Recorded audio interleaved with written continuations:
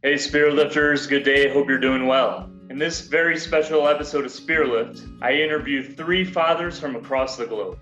In this episode, in 2020, we talk about life as a father, the economic challenges, the day-to-day challenges of fatherhood, and they each give very profound insights on their particular circumstances of father in 2020. So I hope you enjoy this very dynamic, very interesting conversation, and wishing you all a very excellent day. Take care, Spirit Lifters.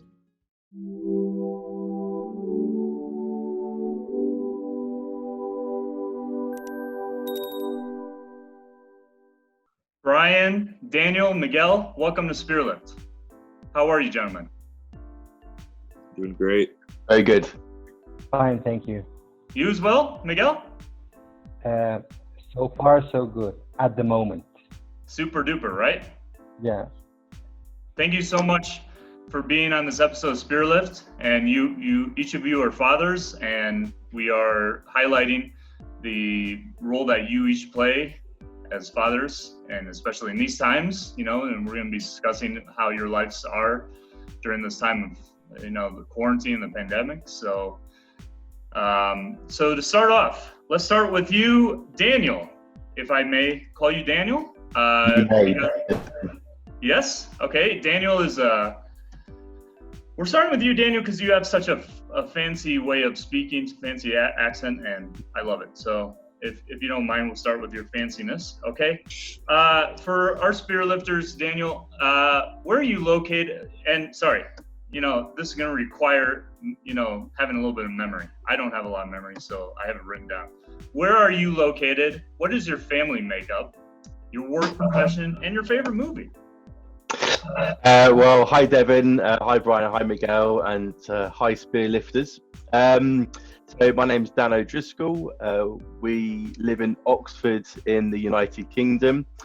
I have twin 4-year-old boys who are turning 5 this September. I work for myself. I run my own business called Engagement Consultancy, and I work with charities and universities on strategic planning and audience engagement. And my favourite film, wow, you've caught me on the hop there, Devin. I'd have to say Jurassic Park is my favourite film. Well, but there's like 40 of them, right? Like the first one, second one? The first one, the original one, Devin. Really? It's only everyone, the original. Who's the main actor in that? Do you remember? Sam Neill played Dr. Alan Grant. And who's the what's his name? Who's the guy, the really cool scientist guy who? Malcolm. There you go. Jeff Thank you. Yeah. Can you say Malcolm again? You have the way you say it sounds amazing. No, I can't, Devin. No. All right. Thank you. All right. Well, thank you for that intro, Daniel. Miguel, same to you. My name is Miguel Montes de Oca. I live in Mexico City. I have 3-year-olds called Nicolas, and I live with my wife Anna. And Anna, like me, Anna, like same name, Anna. Same name, yeah. Spelled the same way too, right? Yeah. That's crazy. Okay. And I'm a lawyer. That's what I do for a living. I'm a barrister. That's what you call us, Daniel. So that means I go to court. So, you go like John Cleese, that kind of thing? That kind of thing, yes. Okay. Basically commercial litigation and white-collar crime. At the moment, the courts are closed, so there's no work for barristers in Mexico City at the moment. So what are you doing? Movie. What am I doing? Yeah. I do have some work, but it's not the same. I draft some documents. I have to check some contracts. But my main activity is in the court, having trials, going to hearings, that kind of stuff. Is not happening at the moment due to the So you have to be, you rely much more of being in person, right, for your work? Yes. Yeah. Okay, we'll get into that more in a bit because that's very interesting to speak about. Thank you, Miguel. Brian, please. Yes, so my name's Brian Murphy. I live just outside of the suburbs of Chicago, so I have kind of the best of both worlds, access to downtown, but not the downsides of it. Which are? Which is the traffic, the extra taxes, all the craziness of urban life, as it were. Okay. Of course, now I'm talking with a couple guys in Mexico City here, but Chicago's not much comparatively, but compared to Peoria and some of the places that me and Devin have lived, it's definitely very, very large. Sure. So my family is Stephanie, my wife. I have 2 kids from my previous marriage, Kaylin and Luke, and then 2 kids from my current marriage, Wyatt and Elena. So 13, 11, almost 6, and a few months away from being 2 for their ages. So pretty much run the gambit of ages of kids and different stages of life, as it were. Favorite movie, V for Vendetta, no doubt.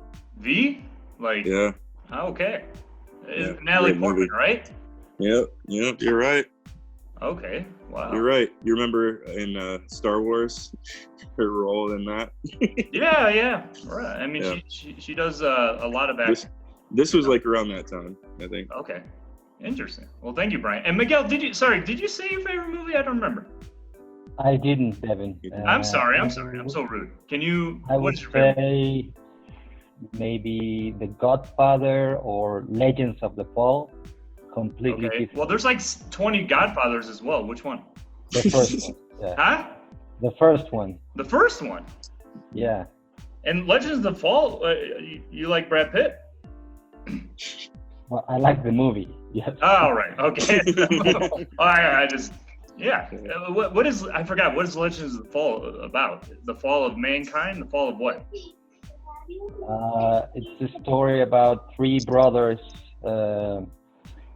who go to war and how they're affected and how they all have the same love interests and how it unfolds and their relationship with their father, who is Anthony Hopkins, who Wow. That speaks like Daniel, right? No? Yeah. It does. Not as fancy, but close enough. Close enough. Wow. Yeah. Well, great movies. I mean, that sounds really complex from my own head. So I'll stick with Jurassic Park and even Vendetta. That sounds too. Yeah, maybe I'll just watch Jurassic Park tonight. So thank you, gentlemen. Like, I need something light. So is Jurassic Park light? That's not even light either, is it, Daniel? Say that again. Jurassic Park's not a light movie, is it? A light movie. Yeah. It's light and shade, Devin. I thought someone was gonna say Ghostbusters, Back to the Future, something like, yeah. You guys are so deep, I don't think Jurassic Park's that serious, Devin. It's a film Sorry? about. I don't think Jurassic Park's that serious. It's a film about dinosaurs. Well, I'm gonna rewatch it. Okay, I can't remember. Brought back to life. Yeah. Oh, gentlemen, and so let's go back to Daniel. How has this year, 2020, affected your way of working and your way of doing business in general? So in general, I started working myself back in October, and was really, really busy, and still am busy. But as with everyone, it's affected work, it's affected life, and people just having to adapt differently. I think for me, being a consultant, it's certainly changed, and also thinking of how you can change your approach to your business. So certainly doing more things online, looking to support more, providing some more pro bono advice with charities, especially as they've been disproportionately hit because of the makeup of charities. So doing a lot to support the sector. And for my wife as well, she's also self-employed as a freelancer, a previous Spearlift guest of yours from the very start. But together it's been we're fine, and I think that's my biggest reflection during all this is that there are people out there who have been hit far worse than some of us, and also being really mindful of that. So from our perspective, we're fine, we're secure, but lots of people aren't, and I think that's really hard to kind of have that reflection during this, and just being mindful of that. Yeah, absolutely. I completely agree with that, and thank you so much for that feedback and that insight. And you're absolutely right. We're fortunate enough to be able to work where we are and have that sort of opportunity to do everything remotely and online. It's a huge plus, and our hearts really go out to all the people affected adversely in these times economically. So thank you very much for that, Daniel. And same to you, Miguel. Well, I have been tremendously affected, I would say. Can you elaborate on that, please? Yeah. So the courts in Mexico have been closed for 3 months now, and the vast majority of my income comes from me being able to go to court and representing clients. So my income has suffered, but my expenses have remained basically the same. I'm paying for an office space which I'm not using. My staff is on hold, but I'm paying salaries. I'm paying for school, and my son Nicolas is not going to school. So it has been difficult financially wise. Yes, we're definitely spending more than we're receiving at the moment. So we're funding ourselves through savings at the moment, and it's going fine. We're doing our best to going through this, but I don't know, we can't go permanently living like this. My wife Anna does work, has a lot of activities, but she's in academia, in the process of becoming an academic. So the financial burden of the house is on me, and at the moment it's not very well. And having Nicolas at home the whole day is extremely tiring, extremely challenging. Even apparently in 2 weeks the courts are going to reopen, and while I'm looking forward to it, because I do miss my work and I do need to be productive. I don't know what I'm going to do, with Nicolas not going to school. I will have to go full time and at full speed, and the demands will be huge. The clients will be pressed for results, and everybody will expecting to go at 200% speed or whatever. And but I have to take care of Nicolas, me and Anna. So it's not going to be possible, or it will be, but we will suffer somehow. We are stressed. I know, I'm totally stressed, sure. But I will be more stressed when we go back to normal life. As long as Nicolas is not going to school. So if you ask me how have you reflected on these times, I would say it has put the light on how important taking care of others is, and how that activity has an impact in everybody's life, and somebody has to take care of others in order for the society to function well, the economics to work. There are elderly who need care, children who need care, and somebody has to do that. And if there aren't schools do a lot of that for parents, how are parents supposed to function normally in society, So, right. So yeah, sorry to be so. No.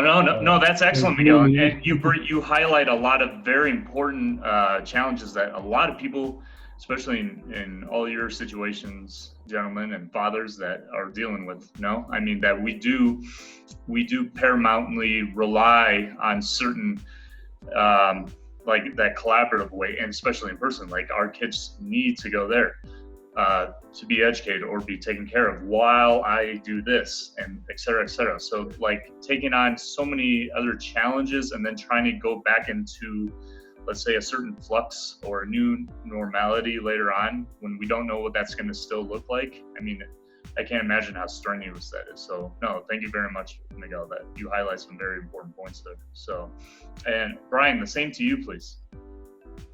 Yes. So, how it's affected my work. Well, it's affected my work and my wife's work. I had just started a new position in February, about a month before the stay-at-home orders came out here in Illinois. 1 month before? Yeah, about 1 month is when I started. So okay. I just got out on the road, started building some momentum. I sell industrial parts. So a big part of it is getting into factories, getting into the places to meet some of the decision makers and the people behind the scenes. So within the first month, everything was great. I was meeting a lot of people, and then instantly, things shut off, all the visits shut off. But fortunately, we still do have business coming. It's just had to completely transition to online, over the phone, email, Zoom call, GoToMeeting. And pretty sorry much to interrupt any you, video Brian. call. Sorry to interrupt you. I want to bring up a point regarding that because and I don't mean to be rude. I just what I want to know, especially with that, and in a way that's a bit parallel with Miguel in a certain sense, is that especially what you do with sales, you having that face-to-face contact is imperative for business. So yes, yeah, if you can please elaborate, especially that drastic way of having to, like you're saying, sell over Zoom or in a virtual way. How is that? Can you go into it? Well, so there's a lot of factors at play too. I mean, just people, what's going on for them outside of work? What's going on for them? Is their company losing money? Are they worried about their own jobs? There's a lot of things to consider now. So, I mean, the empathy level has to be 100% to kind of figure out where people are with their business, with their life.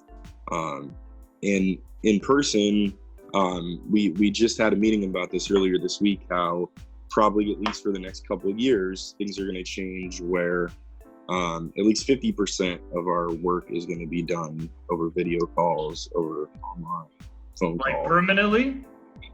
Yeah, I mean, at least for the next couple of years, like going forward, because of all the procedures that have been instituted, not only because of that, but specifically in my industry, a lot of the people we talk to are engineers and project managers, buyers, purchasers. So what the companies have seen now is that their people can still be effective and productive, even working from home. So it's gonna be less cost for them overall. It's better employee happiness, better employee security. So it's kind of a win-win, and a lot of places are finally starting to adapt to the new environment. Okay. Well, thank you, Brian.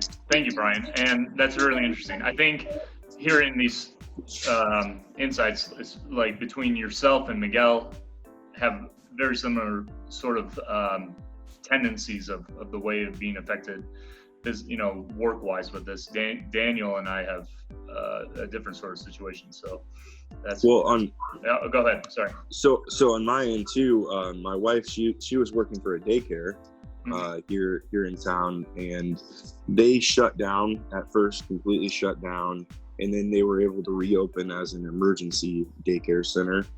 But the policies, procedures, everything, all the regulations have been changing pretty much by the day, by the week.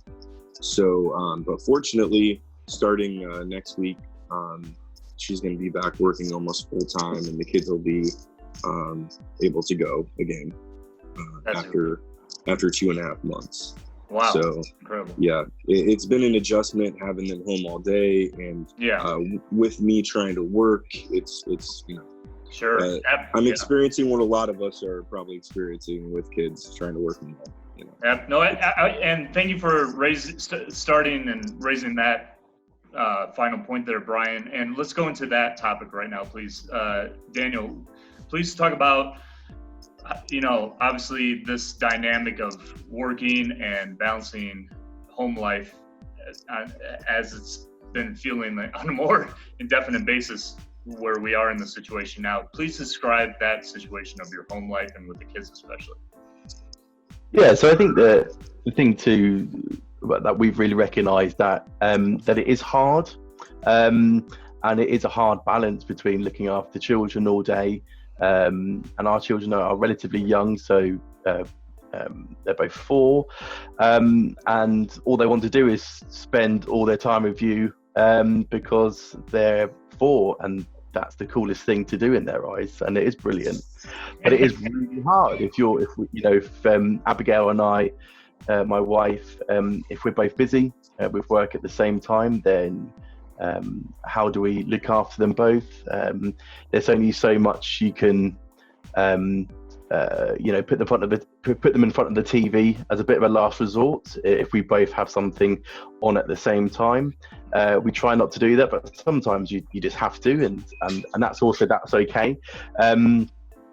But it is hard, and I think just kind of recognizing that it is difficult is a good thing, because I think if you look at social media, or if you look at how other people are coping, I think there's sometimes a portrayal that everything's all okay and it's easy, and actually the reality it isn't. And the best thing that I found is chatting to other parents and just saying, God, it was really difficult today with the kids, and they would say, yeah, it is really difficult. Ours have been playing up and they've just been wild and feral, and we just had a bad day. And and that's good to hear. I think that's something that's come out of this, which has been quite good, is that people are being really honest about parenting, that there are times when it is really difficult, and then there's other times when it's absolutely great. It's not bad all the time, I would never say that, but there are times when it is difficult. And I think the compromise of both of us working from home is really striking that balance between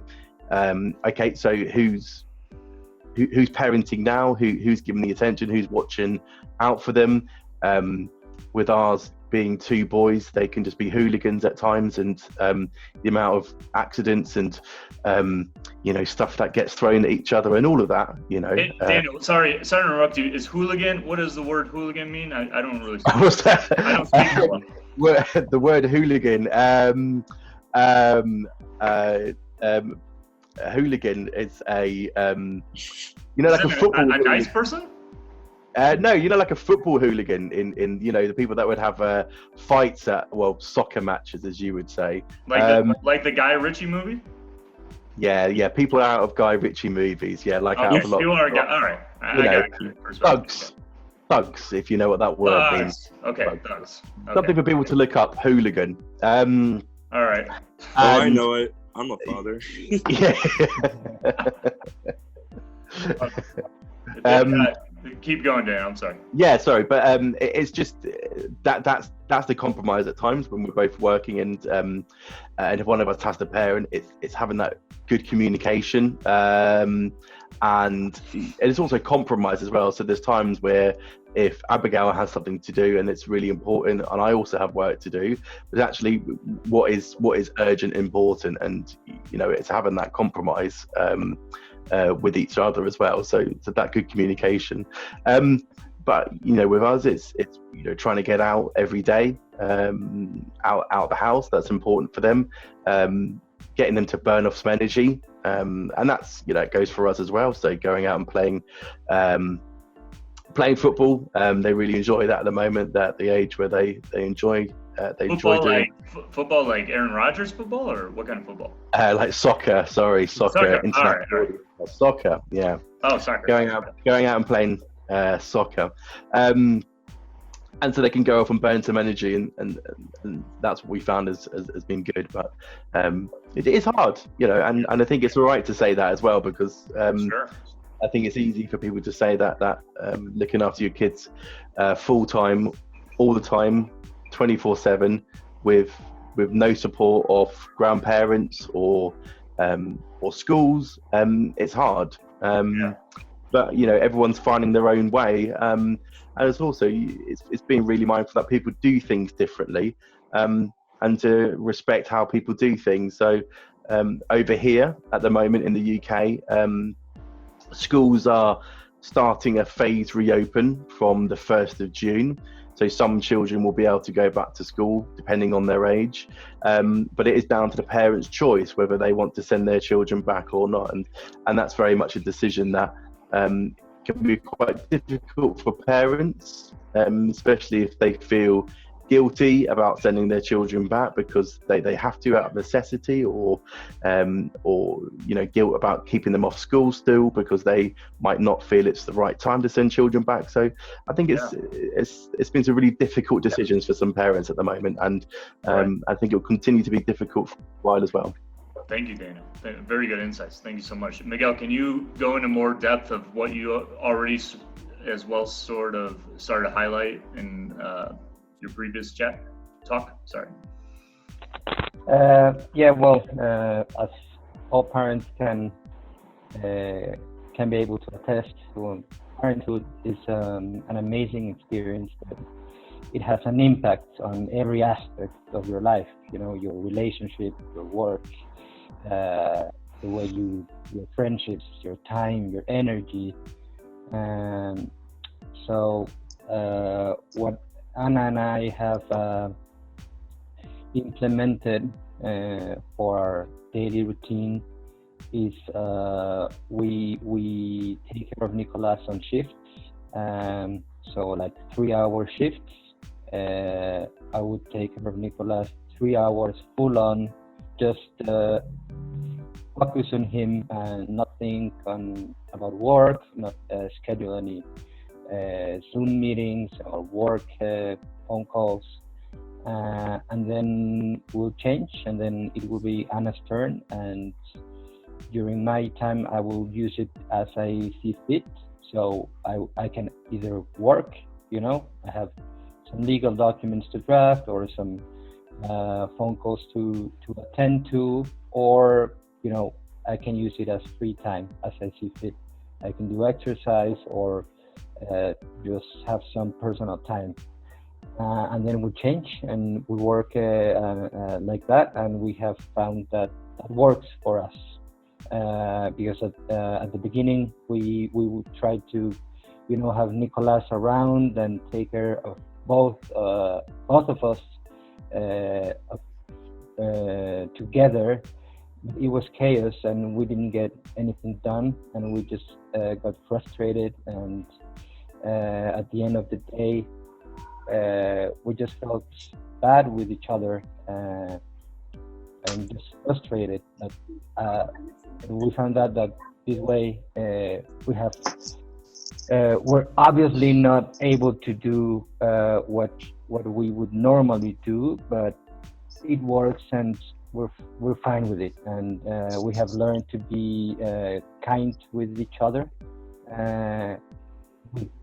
with ourselves, with not having that high expectations. So whatever we are able to do is fine. If Nicolas had some tantrums or didn't eat well or was a hooligan, like Daniel highlighted, fine. If he didn't read enough or whatever, we're just weathering the storm. So we're learning to be more kind to one another, Yeah. and also to think that everybody's struggling and everybody's having their own issues, and whether it's we're talking with someone with work, we're learning to don't have so many expectations, and acknowledge that everybody's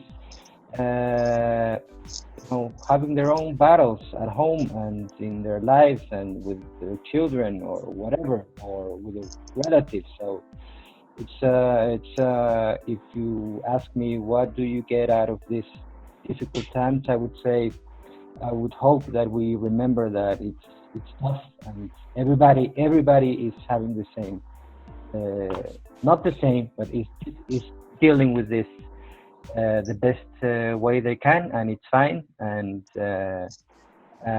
I hope we don't forget that, and we remember that we're persons that have difficulties, and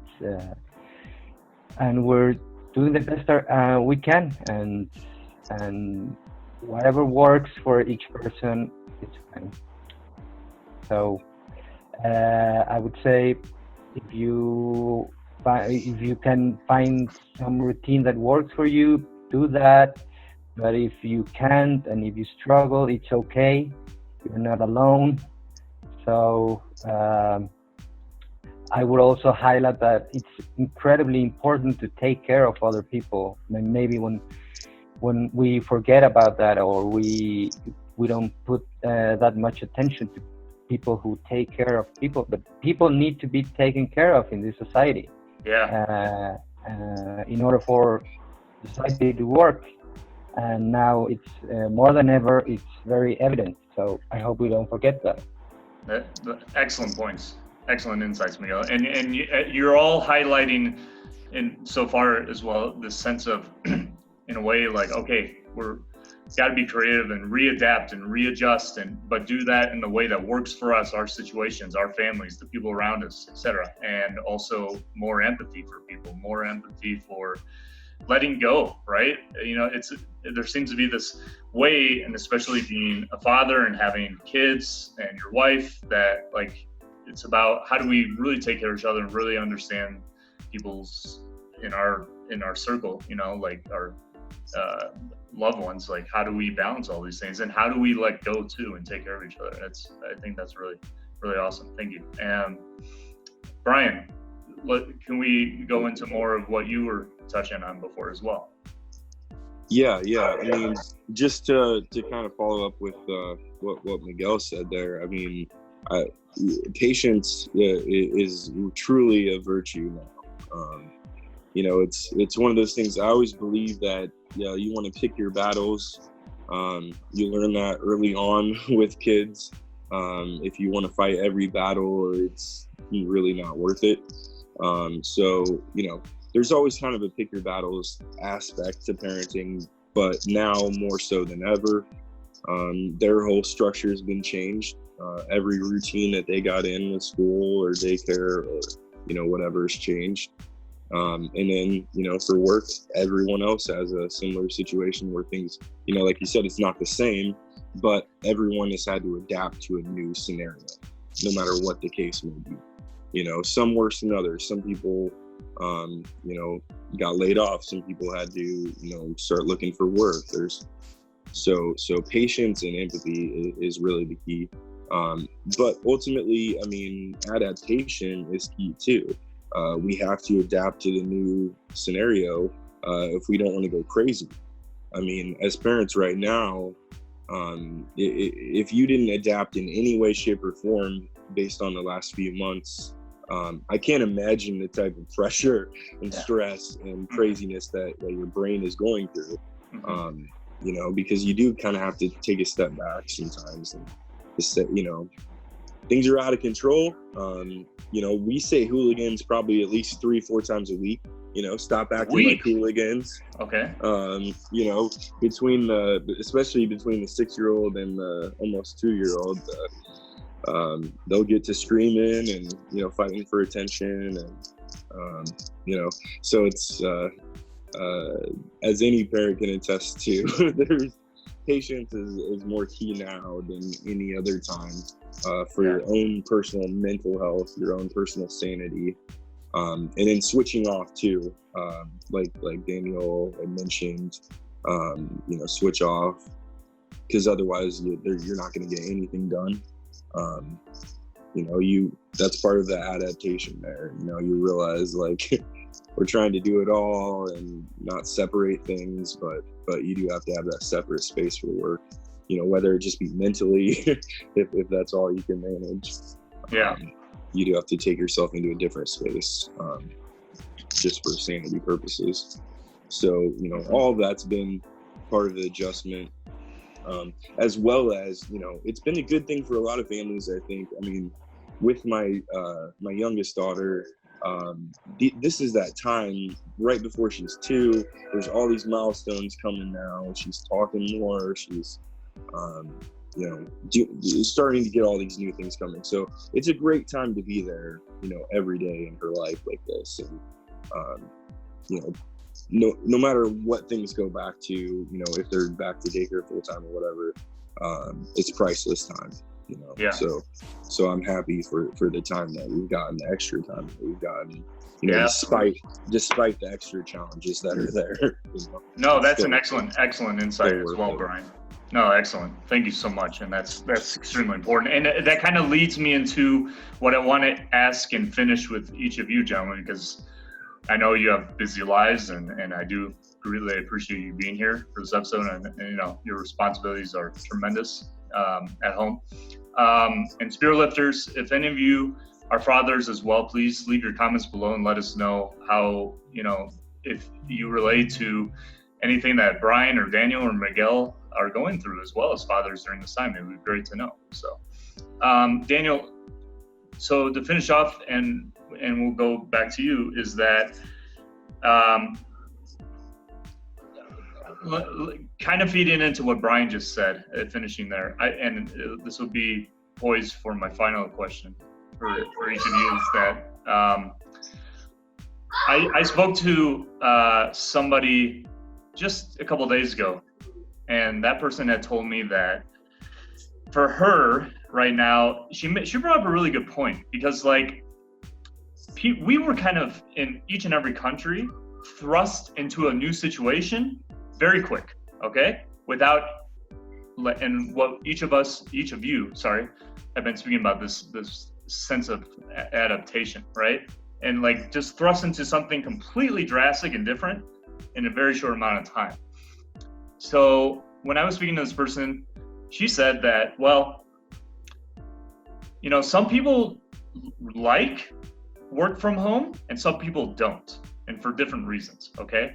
And she made up a good point, because if we like had a certain window to adjust to work from home and do things at home, it could work out perfect. I mean, if there was more balance between being physically somewhere versus having more time at home and with your kids, and having that balance, like having actually readapting your space to really be adequate for a work office, and also having like the flexibility to take your kids to a daycare, and then actually going outside without worrying about I'm gonna get infected, you know? Like if it were, the point I'm trying to get to is that if there were a window of opportunity, and if we weren't so much in this sort of, let's say, prison state where, okay, we have to be at home because the outside world right now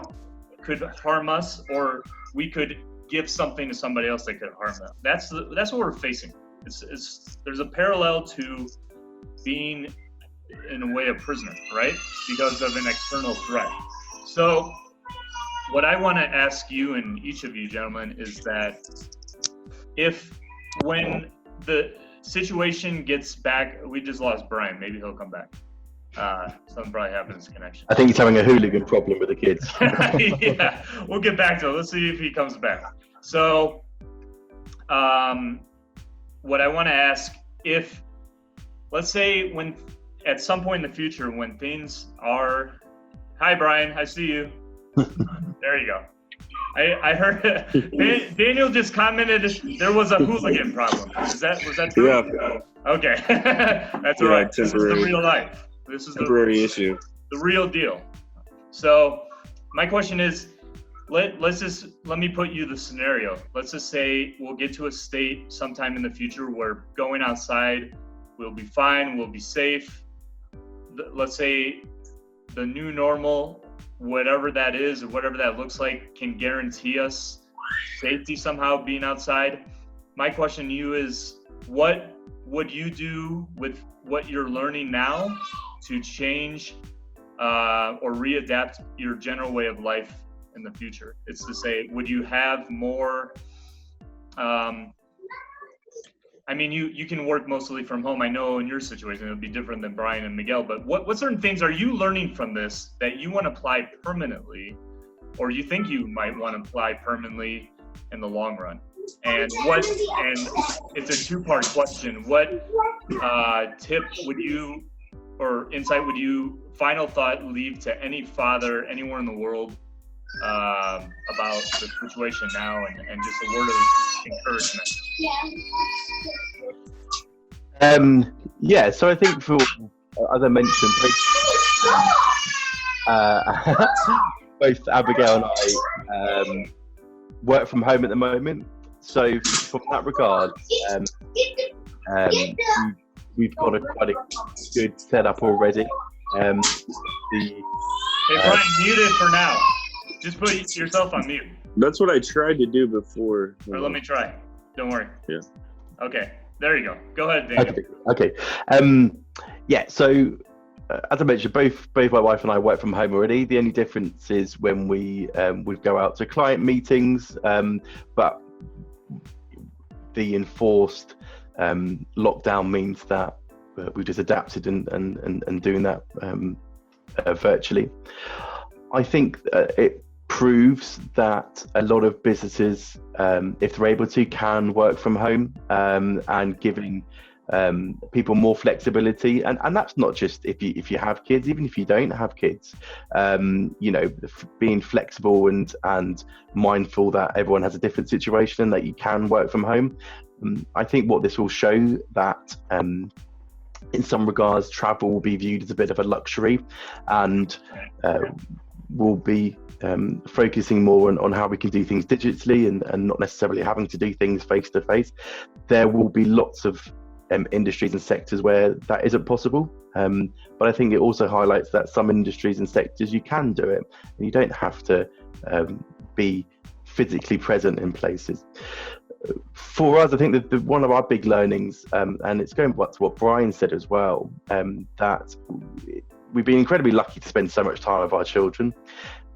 Even before this, working from home, we got to spend an awful lot of time with our kids, and certainly at a young age, that is incredible, because they grow up so fast that they might not want to hang out with you when they get a bit older, and maybe Brian, with your 13-year-old, they might be at that stage just yet of might not want to hang out with you all the time, some of the time, but not all the time, and so it's really lucky that we've got this time.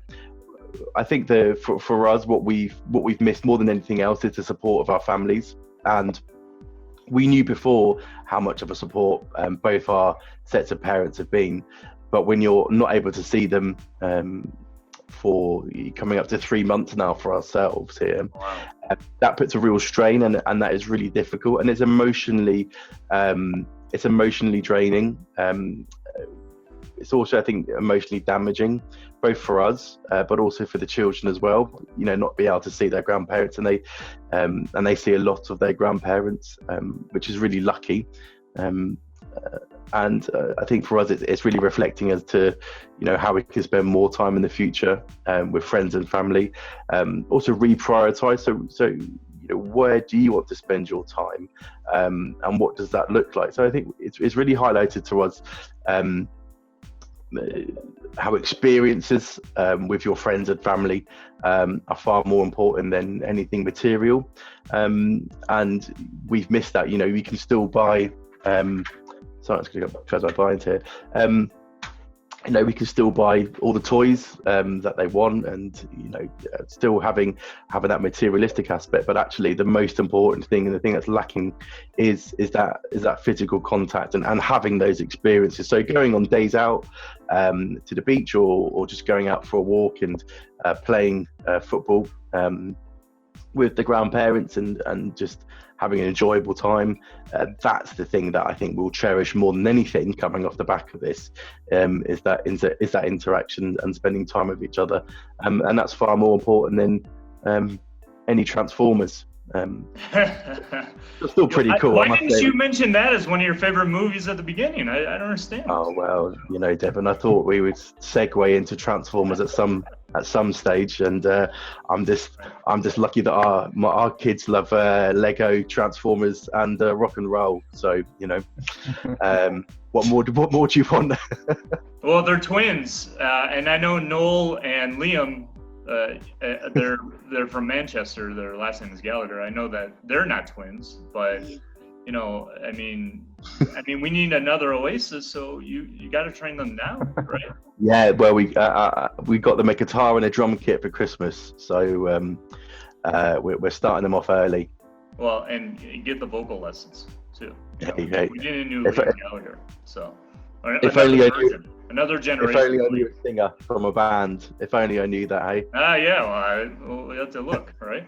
And no, but excellent reflection and insight, Daniel, and I think that's just really incredible. And I'm, as far as virtually doing things like how we're doing this, I'll continue to get English lessons with you. So thank you very much. Miguel, same to you, please. Well, regarding what jobs will look like, I do think that people will adapt and be more flexible, and the pandemic has shown that it is possible to still get some or a lot of activities done work-wise, and the communication is not an issue anymore. Like I have family who lives in Europe, and we communicate a lot, and we have talked and we have spoken to each other regularly, and yeah, I think this will give people more choices to lead the jobs they want to lead, and maybe have some more time for themselves if they choose to. It is possible to do so. I do need I can work from home, but I also need to go to work, so that won't change. Although courts are making an effort to be more technology oriented. In the future, it is said that we're going to have hearings via Zoom, so who knows. But also, well, I've learned that Anna and I have spent a lot of time with Nicolas, so one-on-one, and he has blossomed, and he has enjoyed this time with us a lot. But he also misses his friends, and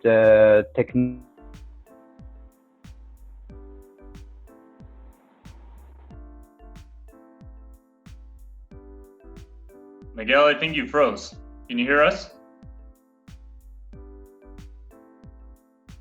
We'll come back to you, Miguel. I think it's frozen. Brian, we'll move on to you if that's okay. I'm gonna unmute you. There you go. Go ahead. I had to approve it. Yeah. Okay. There you go. Yeah. So with work, Miguel, he's back. I'm sorry, Brian. Okay, you're back, Miguel. I'm sorry. Go ahead. You lost me. Where? Yeah. Well, there's these weird things you can do with the Zoom connection where you can just purposely freeze people, So. Yeah. No, I'm sorry, Brian, and we'll finish your part, Miguel. Sorry. Okay, so where was I? I don't know where You were deep in thought with speaking about Hold on, because you brought up several good points. Who has better memory? Daniel, you're the clever lad here. You were talking about your son's friend and how important it is, and missing his friends at school and not interacting with them. Very pithy, very clever. Thank you. Yeah, that's something that technology cannot. We can't use technology to do that. You know, you can have connections when you're a certain age. You know, we like us adults, but a 3-year-old, you know, he misses playing and catching his friends and, you know, laughing with them and seeing them live, you know. So yeah, I also miss a lot of interactions with my friends, with my family, and, you know, going out, having a picnic at the park. Do you miss me or no? I miss you, Devin, but I you can do? see Okay. that's enough for me. Oh. That's it. But No, yeah. But that's a very good point. Like what both you and Daniel are highlighting right now, especially with the in-person interaction. I mean, it's definitely hard to not be around the people we want to enjoy. The socialization aspect is just tremendously difficult right now, and it's just, I mean, it feels so luxurious to think that, you know, well, like you and I, Miguel, here in Mexico, we went to you know, we could go get tacos de pastor, you know, or something like that. It's just, you know, just in England, you know, getting a fish and a chips, right, and a Guinness or what, you know, and or Brian is, you know, like I can't remember. Getting a big old steak. Yeah, or Panera, you know. So yes. Thank you so much, Miguel. And Brian, finish. Oh, sorry. I like to end by saying that my reflection on this is that although we're very important in Nicolas' lives, we're not enough, and we need help, and we need connections and socialization and friends around, and so we miss that, and he misses that, and he needs that, and so I would end on that note and pass it on to Brian. Yeah. No, that's true. Very important insight, and thank you so much, Miguel. And really, really good reflection. Yeah, I mean, especially kids and kids development and socializing and having that development with their peers growing up is fundamental. So yeah, I think that's a really important point you're raising there. And thank you, Miguel. Brian, same to you, please. Yeah. So I mean, first of all, everyone's kind of has their own standards based on where you're at, based on what the restrictions, guidelines, you know, the status of the virus, you know, how it's spreading. There's a lot of different variables based on, you know, where you're at and, you know, your own personal belief. So kind of like you mentioned in the beginning, you know, going forward, you know, when am I going to feel safe? I mean, I think based on the initial way that it's come through, you know, I'm feeling more safe as things go on. Sending the kids to daycare next week, I don't have a huge concern about that. You know, so far at least, what I've seen for kids hasn't been too bad, and you know, so I try to be respectful of other people, you know, where they're at mentally with it. If they're scared, you know, if they're not feeling safe yet to go out, you know, totally understand that. Especially if you're in the vulnerable group, you know, if you're older, or if you have the pre-existing conditions, I mean, you definitely want to take it as good as you can. So I try to be understanding of people where they're at. But as far as we're concerned, I mean, we're eager to get back out there again. I went over to Indiana, the state next door, this past week for a work visit, and I got to have a work visit last week as well. So some places are starting to open up. You know, some things are starting to not go back to normal because there's questionnaires that have to be filled out now. There's all the PPE that you have to wear, the personal protective equipment if you're going into certain places. So things will be changing going forward for sure, permanently in some of these ways. So yeah, adaptability is huge. And then as far as the kids are concerned, I mean, they've been as good as you could expect. It's been hard to not have the friends.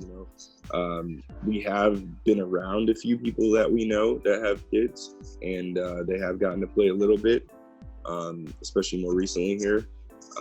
And when that does happen, it's like they never got to play with anyone before.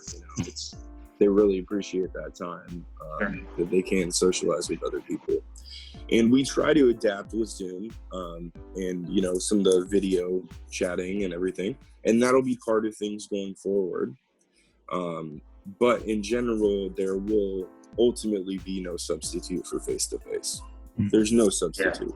You look somebody in the eyes, you shake their hand, which, I mean, that may take a little bit before that goes back to being the norm, with certain people.